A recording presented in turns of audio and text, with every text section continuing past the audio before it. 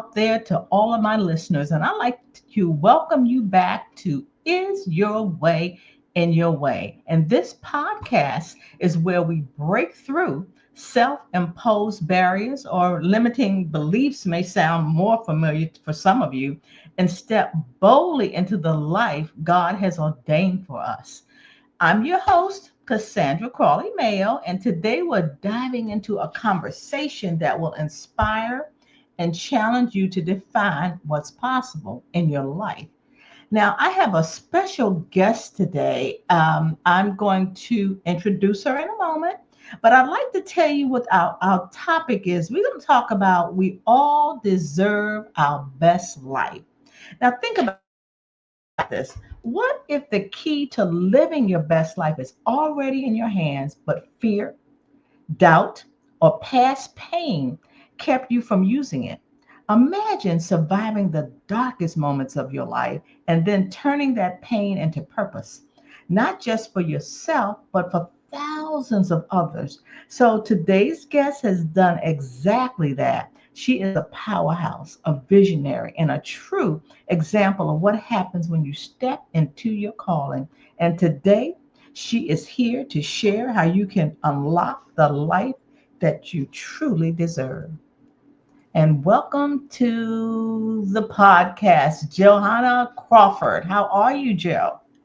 Oh, thank you so much. And thank you for that very kind introduction.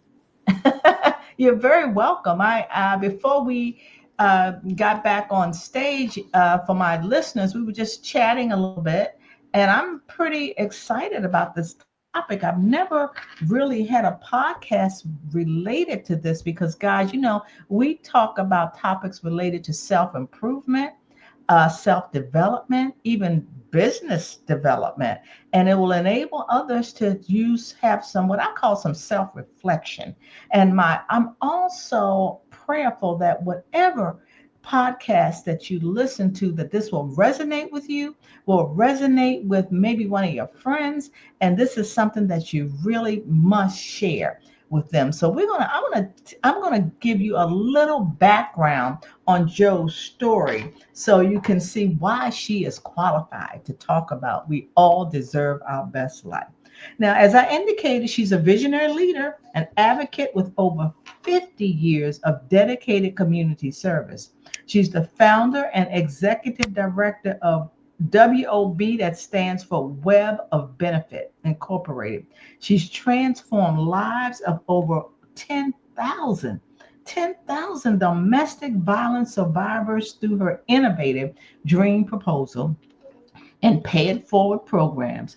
Under her leadership, she has been awarded 2,200 grants across 28 states, forging critical partnerships with over 120 agencies and securing recognition from CNN Heroes, the Purpose Prize, and the Massachusetts Nonprofit Network. Now, she's an author of It Takes a Woman to Empower a Woman. She shares her expertise on guiding women from survival to self-sufficiency. Her book provides a powerful roadmap for reclaiming financial independence and defining actionable steps toward a thriving life. So, with a deep passion for empowerment and an unwavering commitment to change, she continues to be a catalyst for transformation, proving that every woman deserves her best life. Wow. So, Joe, tell my audience about your backstory. Tell us a little bit about what was going on with Joe before she even started what I would call dedicating her life to community service. Well, the backstory, and I think most women who are active in the domestic violence field, which I was. Actually, I don't call it domestic violence anymore. I call it intimate terrorism because that is a much more just description. And those are not my words, and I can't tell you where they came from, but because we are terrorized by those we are most intimate with, partners, family, whatever. So anyway, my childhood was very angry, very alcoholic, and very abusive. And my father attempted to murder my mother when I was 13. Mm-hmm. And my brother, who's 14 years old, 4 years older than I am, was in the house with me at the time, and we got him off of her and out. And the three of us never spoke about it after. Yeah. But this was in the late 1950s, so I'm kind of dating myself. Okay. But the environment back then was that the police would come to our house and they would tell my mother to fix her marriage. Mm. And a fact I think that a lot of women don't realize is that until 1975, marital rape was legal. I didn't know that. Horrifying. But anyway, I went to college, got married, worked my husband through graduate school, checked all the right boxes, had kids, did all those things, and realized, which I think a lot of us do when our kids are gone, empty nest, that there's more to life than maybe what is in front of us. Yes. And I realized that at about age 48 and got divorced. But it took me until I was 55 to realize that I actually could do something about intimate terrorism in whatever small way I could. So I went to volunteer at a crisis shelter, actually the oldest crisis shelter on the East Coast in Boston, Massachusetts, and was in the crisis hotline office 2 days a week. Okay. And one of those days, a woman called who had just gotten off the bus from Chicago with her 2 young kids. And she had learned that we had a room with a bed for her and her 2 kids. So I went to pick her up at the subway stop, and she was standing on the corner with her 2 young kids and a black trash bag full of all of her belongings. And she had gotten on a bus in Chicago, and she had used every cent she had to get as far away as she could go. And that was Boston. All right. So I took her back to the shelter and got her into her room. And she came up to the office later and she asked if I could help. So we talked about what her problem was. And she had fled so quickly. She had no driver license. She had no birth certificates. So when you think about it, she did not exist legally. She was not able to get any kind of help or assistance. So I asked her what she needed, and she said she needed $40 to send to Chicago.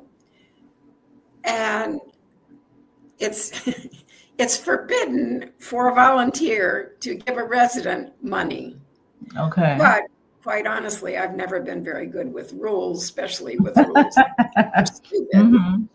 So I said, I'll think about what I can do. And I don't know about you, but I never have cash in my wallet because it goes somewhere and I have no idea where it went. But knowing that the universe is always in charge, I looked in my wallet and there were 3 $20 bills that day. Oh my gosh. Okay. Yeah. So as I was leaving for the day, I got her in a dark corner and we're like doing a drug deal in the corner, the 2 of us. Yeah. I gave her the 2 20s and I said, this is for what you need in Chicago.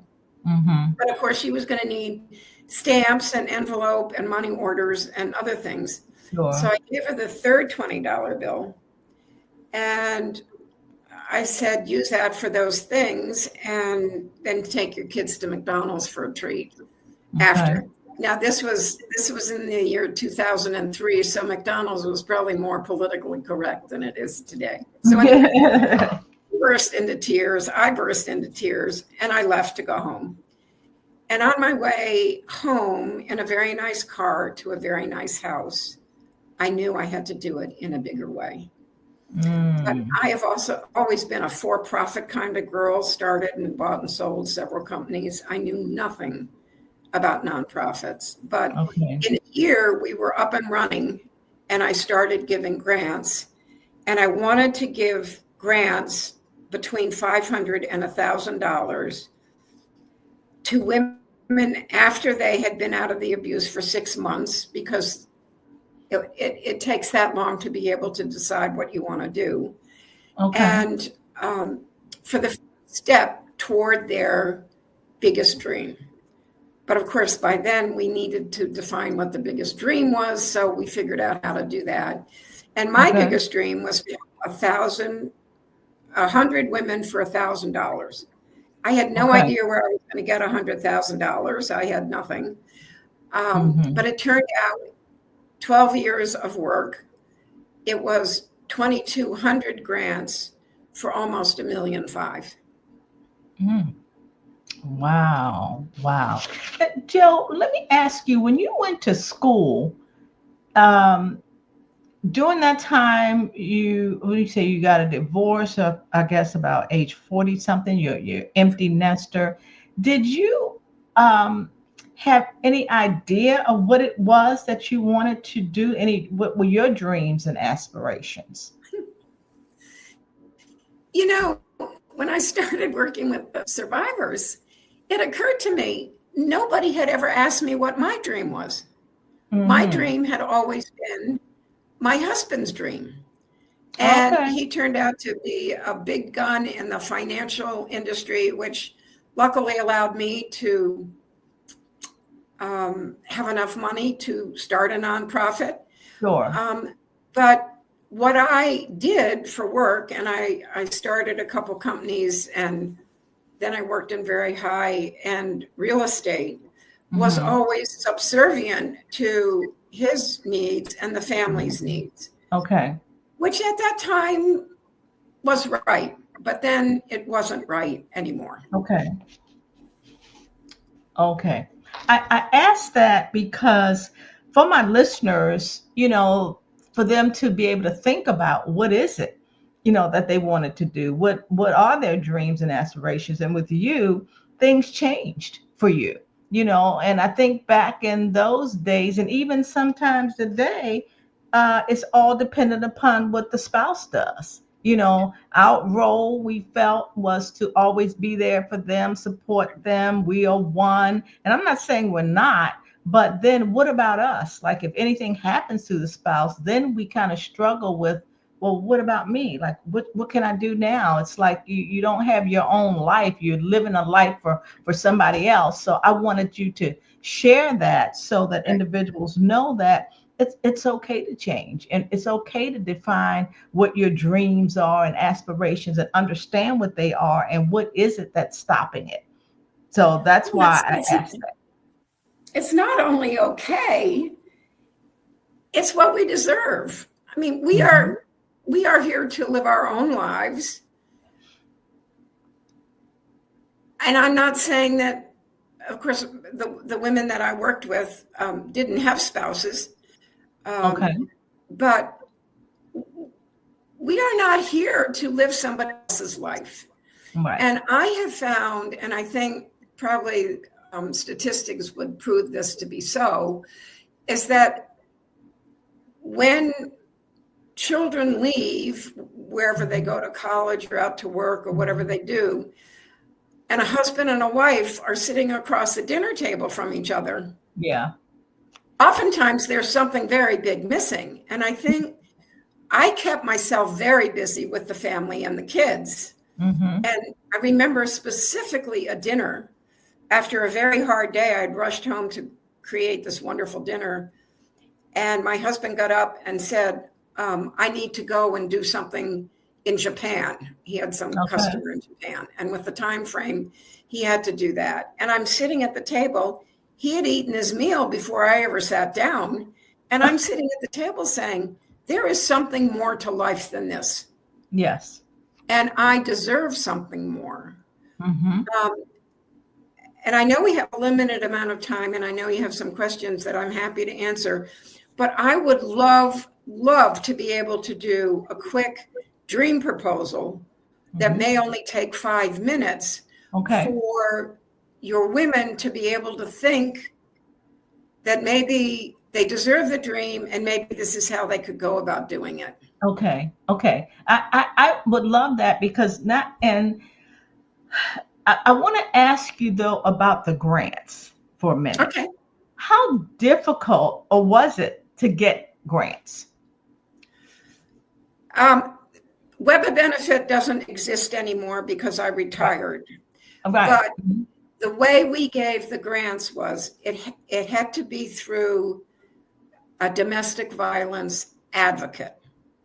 Okay. So, and for women who are in abuse, who are listening to this podcast, there are state agencies to help you.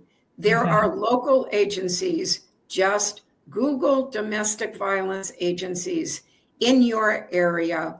You don't have to live there. There is community outreach. These advocates have access to all kinds of other agencies. Do not hesitate. There is help out there for you. Okay. So because I had worked in the crisis shelter for 2 years before I started Web of Benefit, I knew a lot of women in the nonprofit domestic violence field in Boston and Cambridge. So when I started the organization and I had created the structure of how it would work, I asked advocates to recommend women to me who they worked with, so they knew their backstory, who had been out of the abuse for 6 months, and they felt were capable of deciding what the first step toward their biggest dream would be. Because I could not afford to make mistakes. We had such limited funding, especially at the beginning. But funding was always a fight. Yeah. Really. Yeah. But I'm glad you mentioned for women that are listening, or men, or they can share that it's that the states, their agencies they can contact. So as you indicated, grants are not grants are not easy to get now, because they have the states that can support and help those initiatives. There was no organization that did what we did in the entire United States. Wow. So and we never gave cash directly to the woman. Sure. But for example, we gave a sewing machine to a Korean woman who started her own shop and actually was in negotiation to buy the building. That was a $700 sewing machine. Yeah. We gave $1,000 to a man who was going to build a food cart for a woman in Chicago. She now owns 3 restaurants in Chicago. That was $1,000. So what I found, and I think hopefully your listeners will find, if you can define what your first baby step is toward your biggest dream, the second, third, and millionth step will show itself. And if you have one person that believes that you deserve the best and you have the power to create it, you can do it. Okay. So that's a great segue to the dream proposal, huh? Oh, okay. Yeah. So everybody will get a piece of paper and a pencil. Okay. Now, for those listeners that are driving, please don't do that. But what you can do, listeners, is just rewind. You can play this podcast. The podcast is on every podcast platform. And I think this will be great for you to come back to it and get that piece of paper and a pencil. So we are ready, Jill.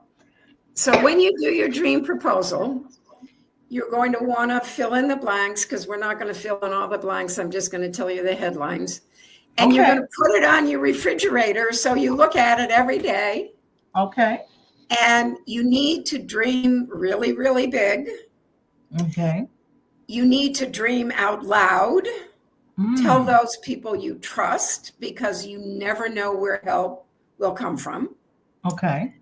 So you're going to dream big, you're going to dream out loud, and you're going to focus small. Okay. One baby step at a time. It is not rocket science. It is simple. You have to be good and patient with yourself, and one baby step at a time. So the Okay. dream proposal has 3 parts. The first part is, what is your biggest dream? And that has 5 subheadings that we'll go through. The Okay. second part is, what are the steps and goals? And the third part is, what is the first step that you will take tomorrow? Okay. So for the biggest dream, what is your dream career? For example, I had a woman, Brazilian woman. We did a lot with translation because there were a lot of women that didn't speak English.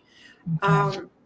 A Brazilian woman who spoke Portuguese, and she had only finished 5th grade in Brazil, and she wanted to be a doctor. So we wrote down she wanted to be a pediatrician. We wrote that down under dream career.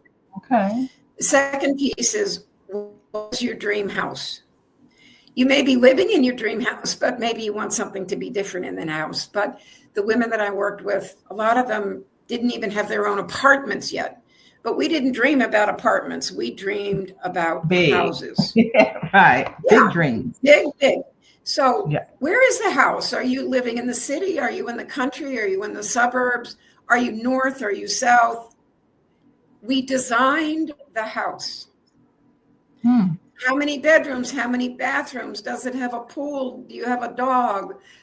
All those things. And you can do dream boards too, which are really fun. Yes. Cut out pictures, put them on but anyway, design yourself a house. Okay. With the thought, you deserve it and you can do it. And I'm not saying any of this is easy. Yes. But I have a sign that I look at that is in front of my laptop right now. It says, think abundantly, energy follows intention. Okay. So you are defining the intention for your life on this simple piece of paper. Okay. Okay, so we have career, we have house. I'm a crazy car person. So the third piece is, what is your dream car?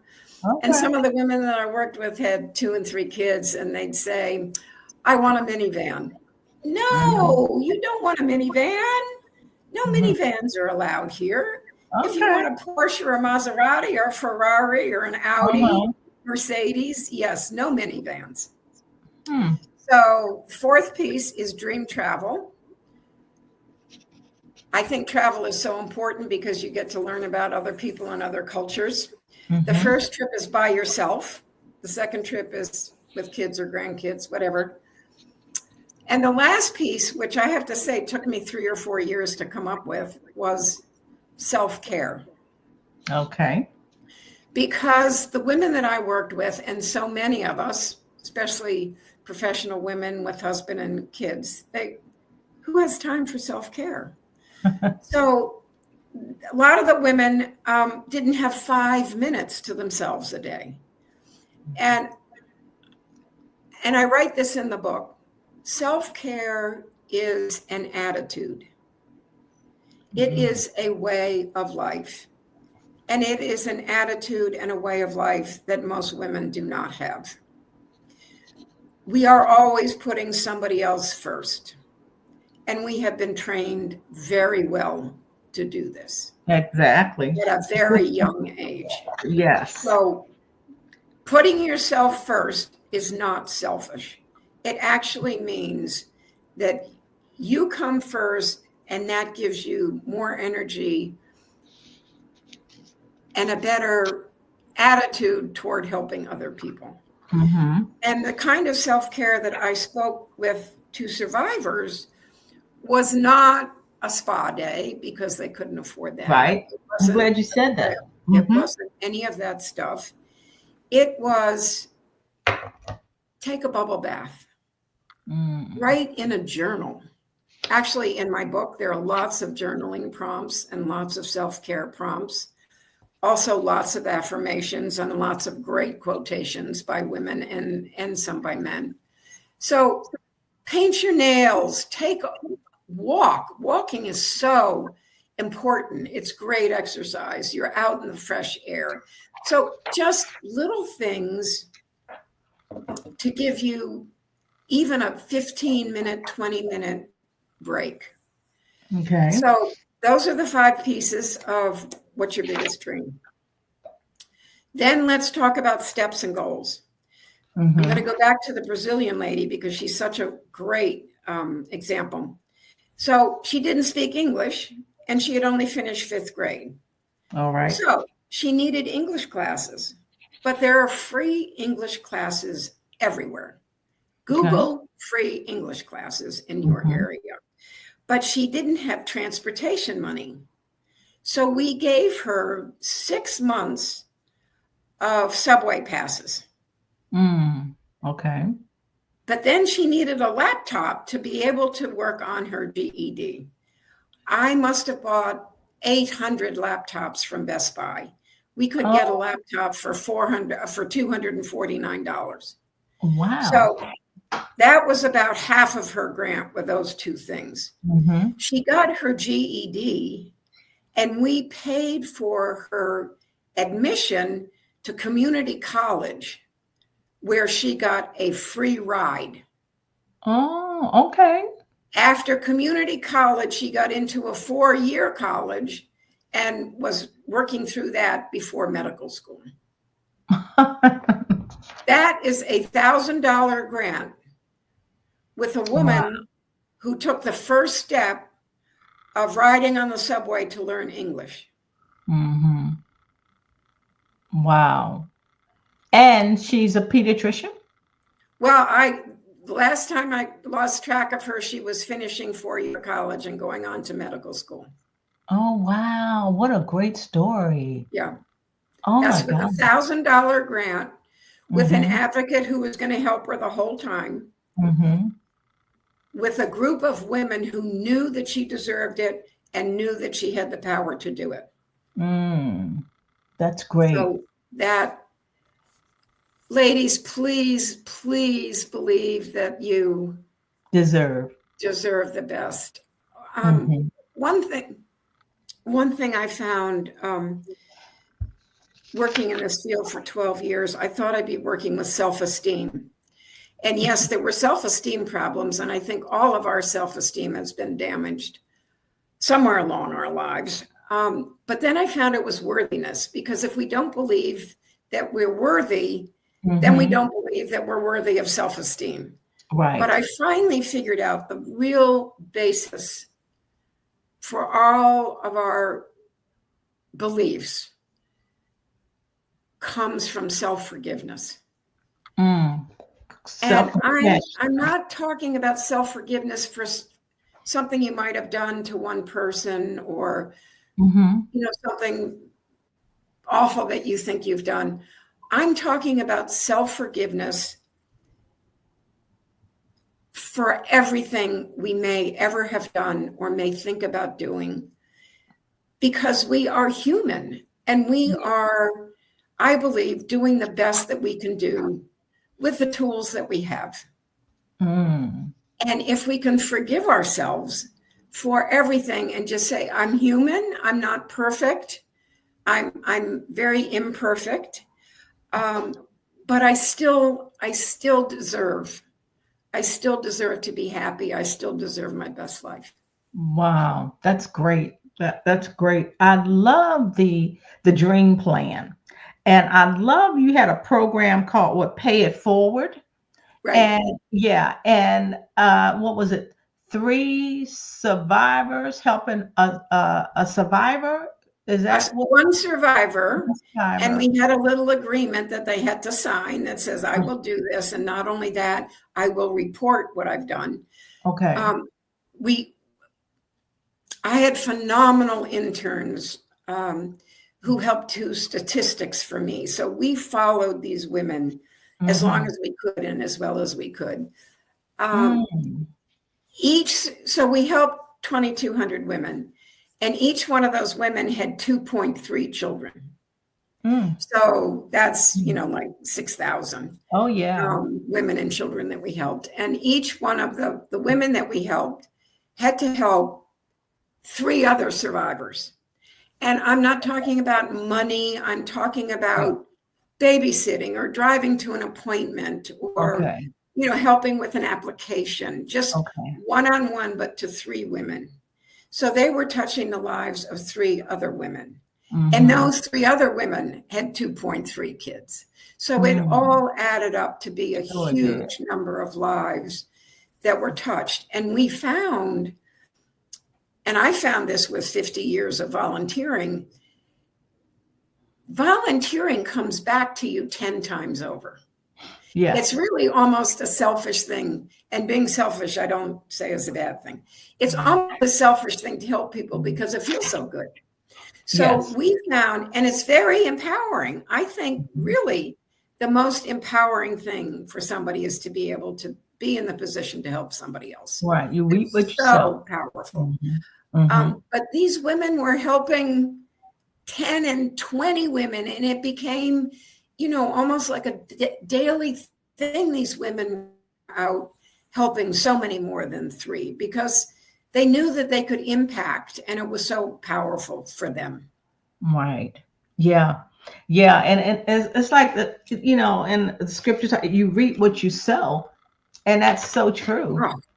And I was going to ask a question, but I can tell, like, how did you get women to help other women? But it's a natural thing. That's what we do. It is so natural. And I think sometimes we become so laser focused, so myopic on the small things that absolutely need to be done every day, that we lose sight of, do we maybe have an hour a week, or do we have, 2 hours a month? Do we have something, and it doesn't have to be big. Yeah. But trust me, and I'm sure you know this for sure, when you start out little like that, other opportunities are going to show itself, and the connections that you make with other women. Yes. It's life-changing, and it's not risky. You don't have to go out and do something that's scary. There are websites, volunteer.com. You can be in a school as a reading buddy, 1 hour a week. There's so many kids, animals. Oh my goodness. It just is. It does come back tenfold. It really does. Yeah. And I love the title, We All Deserve Our Best Life. And I like your dream proposal, how let's dream big. I think that is awesome. You talked about think abundantly. Like, what is your career? Like, well, I'm just, going to be a secretary, or I'm just think big. Like you said, like the lady wanted a van. You're like, no. Think big. Think what you think is impossible, because all things are possible. And I love it how you talked about the career, the big house, the car you want. Don't think that anything's impossible. So I love that. And what you did with those goals and steps that's what you shared with individuals that were survivors. That was part of the program. Oh, they each from the dream career, we figured out steps and goals of exactly what was going to happen. And then the last question, which is, what is the step you're going to take tomorrow? The question for them was, what is the cost of the first step, and what is the first step? Because they had to boil that first step down to less than $1,000. Yes, absolutely. And oh my God, the changes, and we did deposits for apartments that they never thought they'd have a dream to get an apartment. They still dreamed of the big house, but the step and goal was to get an apartment.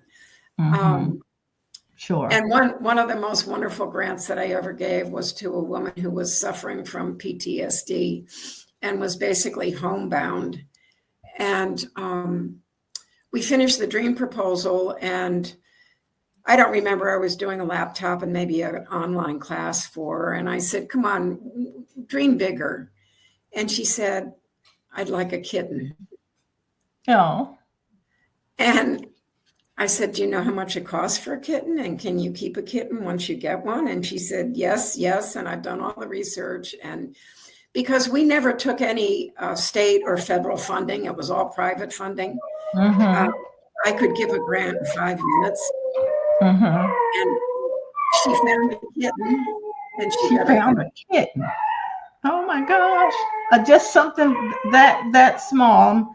That's Max. Most of my listeners know Max. When I'm on a podcast, Max decides that he wants to come in and be a part of it. So, so Joe, you've not met him, but my listeners are definitely aware of Max. I want to talk about your book. It takes a woman to empower a woman. Well, the mission of the book is to empower women the way I did with the grant. Okay. But because Web of Benefit doesn't exist anymore, I can't be giving them $1,000, and I'm not in a position to be interviewing. But I put this out in every podcast that I'm on. If somebody is listening and wants to give me $5 million, I will start again. Right. Okay. But anyway, Web of Benefit, the book, It Takes a Woman, is full of stories like the ones I just told you about the women. Mm-hmm. The woman with the sewing machine. Actually, she is also on the CNN Heroes piece, if you want to watch that. Uh-huh. So anyway, there is one chapter only that's on abuse. It's chapter 2, and that was the most difficult for me to write. But I really feel that women, all women should read it, because it talks about all kinds of abuse. You know, the physical stuff is sometimes the easiest to heal from. Yeah. The spiritual and the mental and emotional are way more difficult. But it's a very upbeat book. It's part journal. It's part book. As I said, there are spaces for journaling. There are whole bunches of self-care ideas. Mm-hmm. There are affirmations. There are 5 stories written by survivors for the book itself. Oh. And then there are lots of other stories that I have written about other women. Mm-hmm. A little bit about my backstory, but that's the smallest piece. So it's meant to be uplifting. It's meant to have great stories. It's meant to be empowering. Chapter 4 is all about a deep dive into the dream proposal. Okay. And then at the back of the book, and I'm really proud of this, there's a huge resource section. So there's free education, there's free legal, there's all kinds of domestic violence information. So you can buy it online anywhere. Okay. There's also an ebook, which I think is less expensive, that you can get from Apple or not Audible, but wherever you get your ebooks. Mm-hmm. Mm-hmm. Mm-hmm. Wow. So anyways, just a continuation of Web of Benefit in a different way. Okay. So in other words, all that you've shared, and even with your book, are the steps you need to go from surviving to thriving. Absolutely. Yeah. Absolutely. And I love that. And one other thing we talked about before we came on, you made a comment that we all have been abused. Would you elaborate on what that means, to say that we all, like I think you indicated, it's not just physical abuse? Right. Yeah. Well,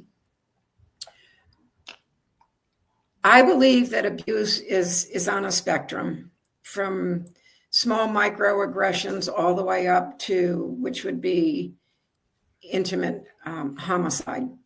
Mm-hmm. And we are born into a world of patriarchy, which means it's run by men. Mm.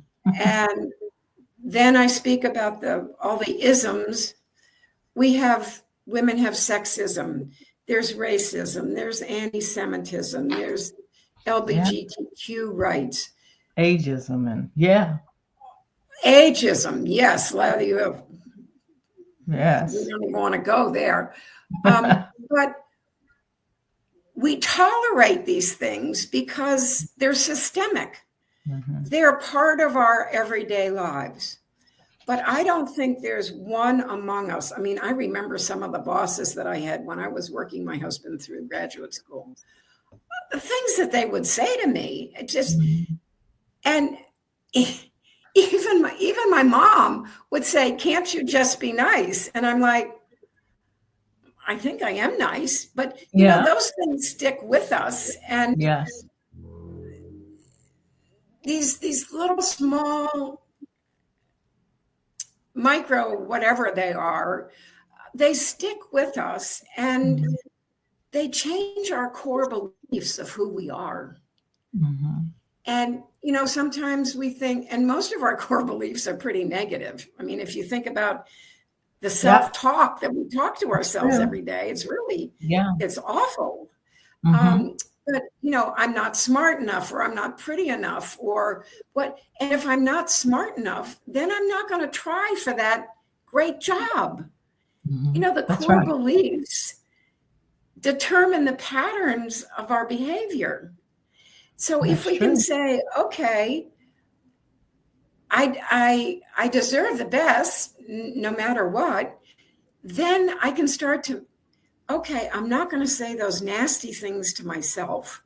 Right. But anyway, the isms and down to real physical abuse. But when you Mhm. think about emotional abuse, that's Mhm. where your heart is hurt. The Mhm. psychological abuse is where your brain is hurt. So it's Yes. not just the bones. And then there's financial abuse. Yeah. And even things that we don't consider abuse, controlling behavior is so abusive. And it Mhm. starts off with, okay, I don't want you to see your family, or I'm going to pick you up at work, and that never gets better. It Mhm. only gets worse. So Mhm. Mhm. I do believe that all of our self-esteem has been injured, if not destroyed, Right. somewhere along the line Sure. by someone who we trusted. Exactly. And that's kind of how we started out. You were terrorized by the intimate relationships that you have. And I like And the that. terrorism Yeah, is not that he's hitting you every day, or not exactly. that but he can and he will, and we Mhm. just don't know when. Right. So that's where the terrorism comes in. Exactly. And then we teach people how to treat us is another thing. Yeah. Absolutely. Absolutely. Right. Wow. Well, Joe, please tell the listeners. Now, let me ask you, what are you doing now? Like you said, you're not no longer doing unless somebody gives you $5 million, you'll start back. So what are you currently doing? Well, I'm back to volunteering, Okay. and I'm promoting the book as much as I can. Mhm. And I have decided that any money that the book might make will go to women's causes. But Okay. I'm doing small volunteer things like mentoring a ninth grader who needs help with reading and writing. Okay. I'm doing Meals on Wheels, and I'm walking people's dogs so they can keep their dogs when they're not able to walk them themselves, Uh-huh. so they Okay. can have them. And one of my great loves is being with my grandkids Mhm. and being able to travel. And Yes. I'm doing both of those things. Well, that's wonderful. So if my listeners want to get in touch with you and kind of talk through the dream plan and the what I would call the community services that you're doing, how would they do that? I would go on the website, ittakes a woman.net, and hopefully you'll put that up somewhere. Yeah, on the show You can notes. reach me through that, or you could also email me at Joe, Mhm, J-O, at ittakes-a-woman.net. mhm. Okay, okay. So, listeners, we are about to wrap up, and there are a couple of points I just want to reiterate. I loved it when Joe talks about we all deserve our best life, and also to give ourselves some compassion. Be easy on ourselves. We're human, things are going to happen. And don't be so hard on yourself. And also go back to the dream proposal and think big. Think big. And as I indicated in the beginning, listen to this podcast again and write that down, and nothing is too small for you. Think big. People say the sky is the limit, but I say the sky is not even a limit, you know? So I just want to thank you for your insight, your community efforts and work that you have done, the imprint that you have placed on many people's lives, and some lives you probably don't even know about. But if you think about all the survivors, the grants to the survivors, that's a lot of people. So kudos to you, Jill. And listeners, again, you know how to contact her. Her information will be in the show notes. And I'll say, like I always say, bye for now and God bless. Thank you again, Jill. Thank you so much.